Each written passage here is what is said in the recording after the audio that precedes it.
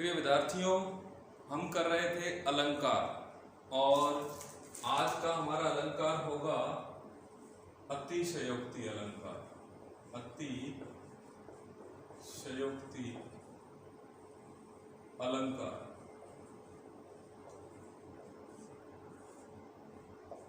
अतिशयोक्ति अलंकार के बारे में पहले चर्चा हो चुकी थी। अतिशयोक्ति अलंकार कहाँ होता है? जहाँ पर किसी बात का इतना बढ़ा चढ़ाकर वर्णन किया जाए कि वह लोक मर्यादा का उल्लंघन कर जाए। अत्यंत किसी बात को अत्यंत बढ़ा चढ़ाकर प्रस्तुत करना, तो जहाँ पर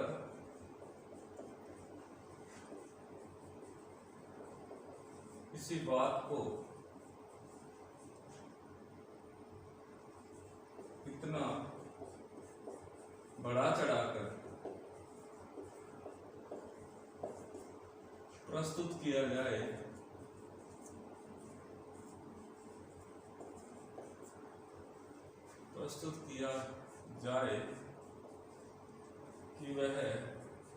कि वह लोक मर्यादा का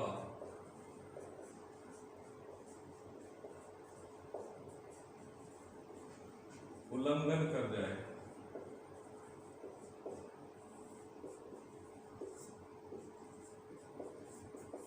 जहां पर किसी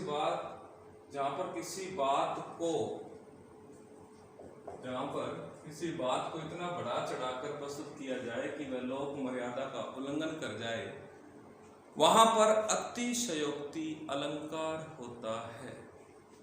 अतिशयोक्ति अलंकार के अपने आज भेद करेंगे। पहला भेद होगा संबंधातिशयोक्ति।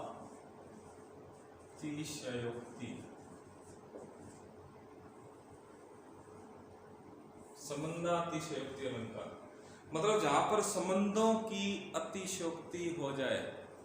जब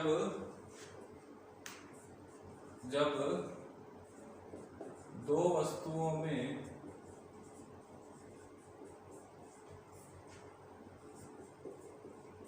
संबंध न होने पर भी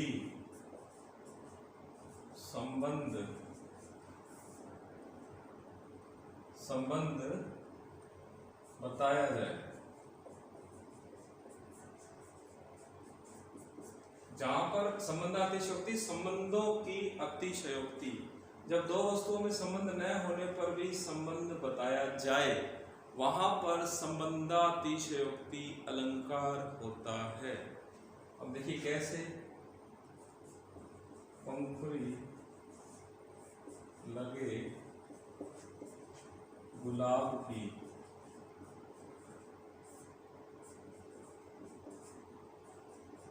परिहे दांत खरोट।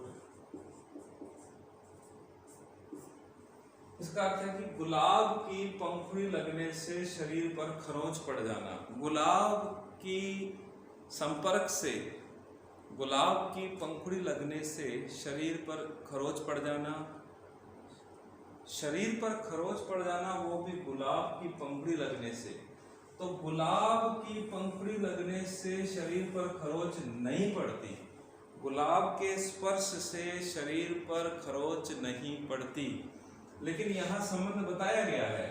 तो जब दो वस्तुओं में संबंध ना होने पर भी संबंध बताया जाए, गुलाब की पंखुड़ी लगने से शरीर पर खरोंच पड़ना का कोई संबंध नहीं है, लेकिन यहाँ संबंध बताया गया है, संबंधों की अतिशयोक्ति है, तो अपना भेद कौन सा होता है? संबंधातिशयोक्ति अलंकार। दूसरा भेद है असंबंधातिशयोक्ति।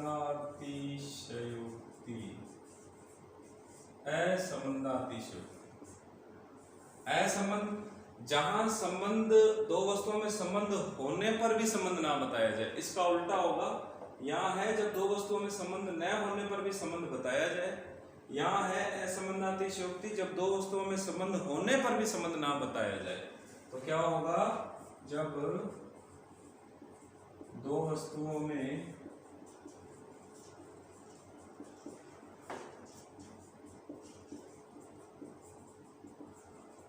संबंध होने पर भी संबंध नहीं बताया जाए,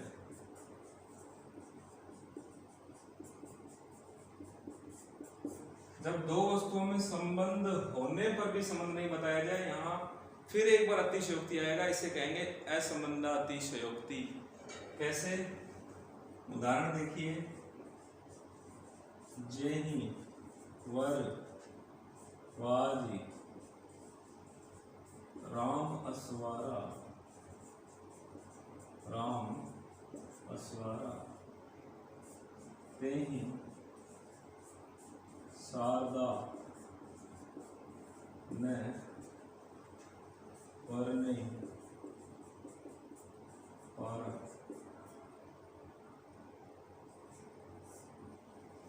यह है कि जिस श्रेष्ठ घोड़े पर राम सवार हुए उसका मां शारदा, मां सरस्वती भी वर्णन नहीं कर सकती। मां सरस्वती बुद्धि की दात्री है, उसी के आशीर्वाद से हम विद्या से जुड़े हुए हैं। तो जिस श्रेष्ठ घोड़े पर राम सवार हुए उसका मां शारदा भी वर्णन नहीं कर सकती, वर्णन करके पार नहीं कर पा सकती। इस तरह राम के घोड़े पे सवार होने की अत्यंत प्रशंसा की गई है। संबंध होने पर भी संबंध न दिखाकर प्रशंसा को बढ़ाया गया है। राम के घोड़े पर सवार होने की सुंदरता को बढ़ाया गया है। जब किसी चीज को इतना बढ़ा दे कि लोक मर्यादा का उल्लंघन कर जाए, यहाँ भी लोक मर्यादा का उल्लंघन हुआ है कि माँ शारदा ही नहीं पार पा सकती, पार नहीं पा सकती, लेकिन पार पा सकती है, पार नहीं पा सकती, ऐसा कहकर के अत्यंत प्रशंसा की गई है राम की। तो असंबंधातिशयोक्ति, जब दो वस्तुओं में संबंध होने पर भी संबंध नहीं बताया जाए। तो हमने दो भेद किए, संबंधातिशयोक्ति और असंबंधातिशयोक्ति। इसका तीसरा भेद करते हैं हम।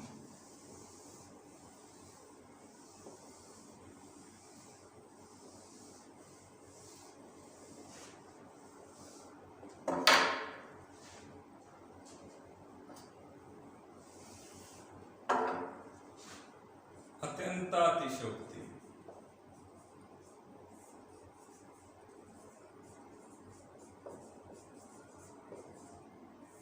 अत्यंतातिशयोक्ति, जब कारण से पहले ही कार्य हो जाए, जब कारण से पूर्व या पहले ही कार्य हो जाए, कार्य हो जाए, जब कारण से पूर्व कार्य हो जाए, जब कारण से पहले ही कार्य हो जाए। कैसे? उदाहरण देखिए,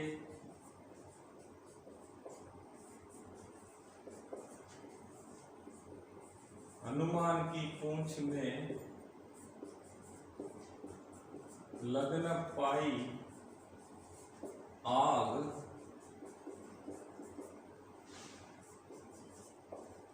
लंका शीघ्री जरी गई, गए निशाचर भाग। अभी हनुमान की पूंछ में आग लगी भी नहीं थी, उससे पहले ही लंका सारी जल गई और राक्षस भाग गए। कारण से पूर्व कार्य हो जाए, आग लगने, अभी आग लगी नहीं है, कोई कारण नहीं है, उससे पहले ही भाग गए, तो ये अतिशयोक्ति अलंकार बन गया। कारण से पूर्व कार्य हो जाए। हनुमान की पूंछ में लग न पाई आग, लंका सारी जल गई, निशाचर भाग गए, लंका भी जल गई, निशाचर भी भाग गए, लेकिन अभी तक आग तो लगी नहीं है। इस भयावहता को दिखाने के लिए अतिशयोक्ति अलंकार का प्रयोग किया गया है। और तीसरा भेद हमारा कौन सा हो गया? अत्यंतातिशयोक्ति। चौथा भेद करेंगे हम अक्रमातिशयोक्ति।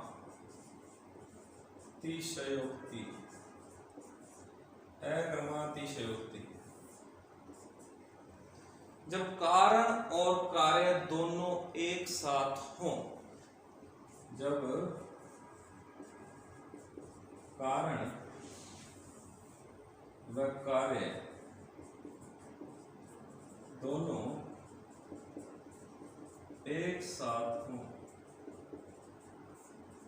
जब कारण व कार्य दोनों एक साथ हों, कारण और कार्य दोनों एक साथ हो जाएं, वहां पर अक्रमातिशयोक्ति अलंकार होगा।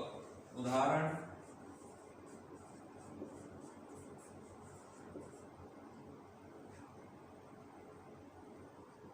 बाणन के साथ छूटे प्राण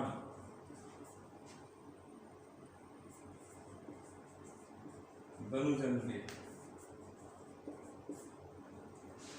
इधर से बाण छूटा, इसी के साथ ही दुष्टों के प्राण छूट गए, राक्षसों के प्राण छूट गए। तो धनुजन के प्राण, इधर बाण छूटा इधर प्राण छूटा, के साथ बाणों के साथ ही प्राण गए, तो कारण व कार्य दोनों एक साथ हो गए। इसलिए यहाँ कौन सा अलंकार है? अक्रमातिशयोक्ति। तीसरा भेद करेंगे, पांचवा भेद करेंगे हम चपलातिशयोक्ति।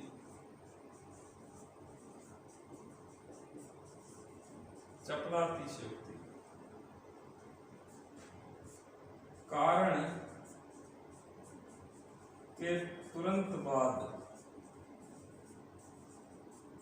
कार्य होना। कारण के तुरंत बाद कार्य होना, कारण और साथ में ही तुरंत बाद कार्य हो जाना। कैसे?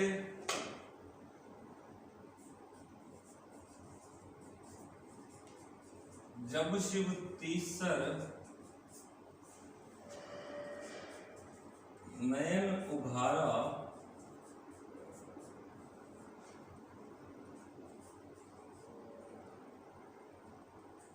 चितवन काम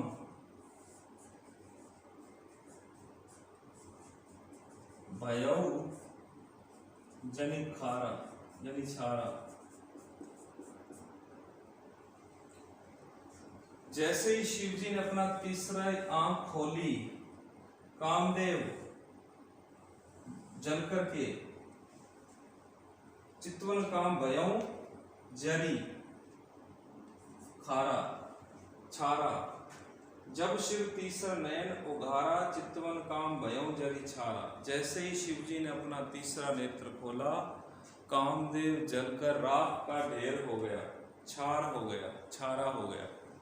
तो कारण के तुरंत जैसे ही आंख खुली उधर काम हो गया, कारण के तुरंत बाद कार्य हुआ है शिव जी का नेत्र खोलना और उधर साथ में ही कामदेव का जल के राख का ढेर हो जाना। कारण के तुरंत पश्चात कार्य हुआ है, इसलिए यहाँ पर चपलातिशयोक्ति अलंकार है। अगला भेद करेंगे हम 6 नंबर।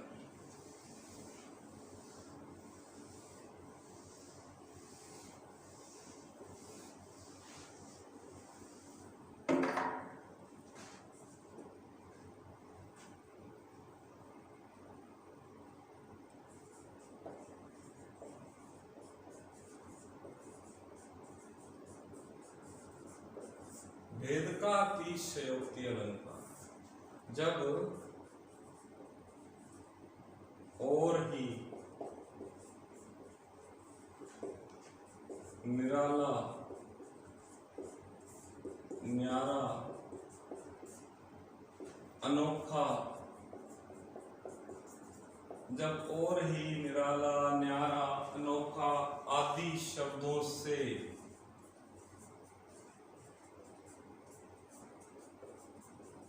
किसी की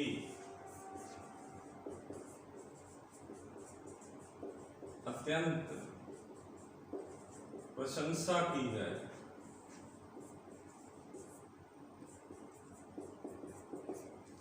जब और ये शब्द है, जब और ही निराला न्यारा अनोखा आदि शब्दों से किसी की अत्यंत प्रशंसा की जाए, वहां पर भेद का अतिशयोक्ति अलंकार होता है। कैसे? जैसे अपने साधारण उदाहरण देखते हैं,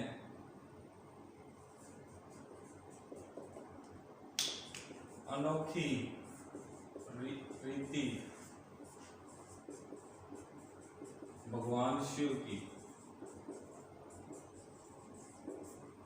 अब अनोखी, अनोखा या अनोखी रीति भगवान शिव की, तो ये शब्द लगा करके इसकी अत्यंत, भगवान शिव की अत्यंत प्रशंसा की गई है, इसलिए यहाँ पर वेदिकातिशयोक्ति अलंकार होता है। एक उदाहरण और देखो, वह चितवनी, वह चितवन और कछु,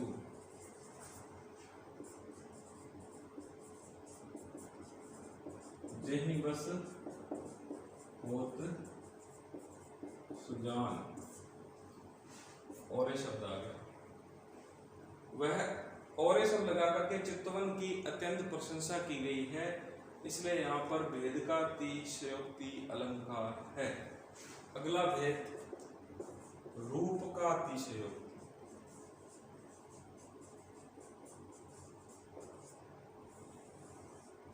रूप का अतिशयोक्ति अलंकार क्या होता है?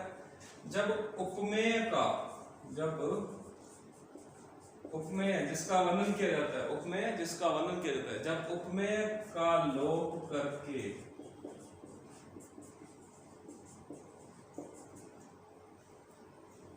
उपमान, उपमान के माध्यम से, जब उपमेय का लोप करके उपमान के माध्यम से उपमेय का अर्थ लिया जाए, उपमेय का अर्थ लिया जाए, जब उपमेय का लोप करके उपमान के माध्यम से उपमेय का अर्थ लिया जाए। कैसे? देखो उदाहरण लिख रहा हूं मैं, देखो दो दो मेघ बरसते, देखो दो दो मेघ बरसते, मैं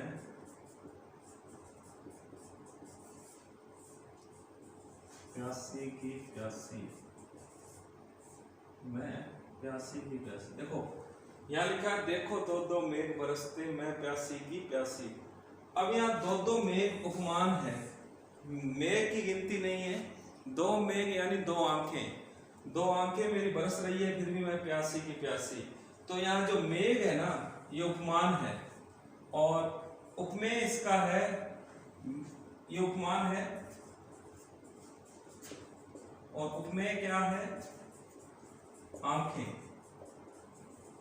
आंखों को तो इसने हटा दिया, उपमेय का लोप करके उपमान के माध्यम से उपमेय का अर्थ लिया जाए। उपमेय आंख हटा के और मेघ रख दिया, मतलब उपमान मेघ है, इसको रखिए दो दो मेघ बरसना और मैं प्यासी की प्यासी। तो यहाँ पर रोने से तात्पर्य है, आंखों से आंसू आने से तात्पर्य है। तो अपने आज अतिशयोक्ति अलंकार के 7 भेद थे, वो अपने पूर्ण किए। नेक्स्ट वीडियो में हम उत्प्रेक्षा, रूपक आदि अलंकारों के भेद करेंगे। आज के लिए इतना ही, धन्यवाद।